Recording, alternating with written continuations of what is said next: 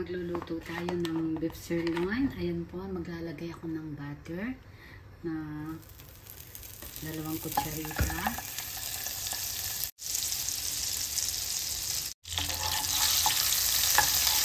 Lagyan natin ng bawang.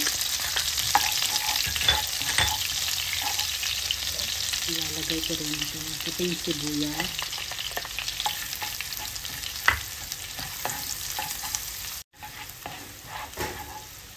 Pinakulo akong sirloin na 600 grams. Pinakulo ko lang siya ng paminta tsaka asin para madali ko siyang maluto, lalo na pag nagmamadali.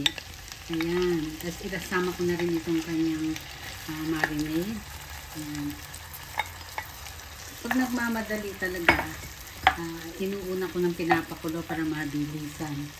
Isa po ito sa pinaka-practical na luto kapag nagmamadali. So, lagyan ko na lang siya ng konting asin dahil lagyan ko na siya kanina naman ng pinakulo ko. Tapos, konting paminta.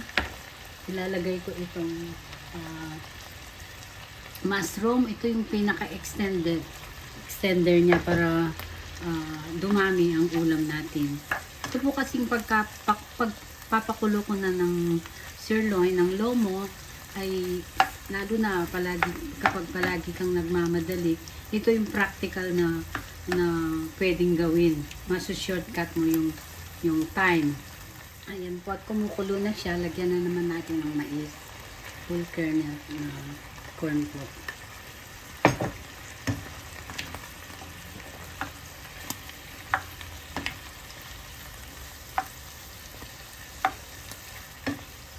Lang ng konting tubig, hot water. Tapos ilalagay ko na itong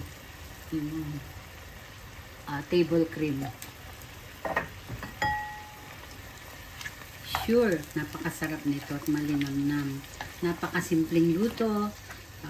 Kung nagmamadali ka, mabilis itong lutuin.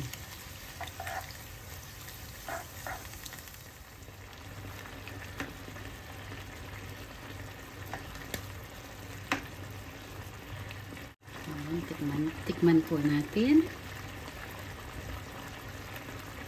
Ang sarap. Hahanguin na natin. Pwede na itong hanguin. Dahil ito po ay luto na. Creamy sirloin in mushroom.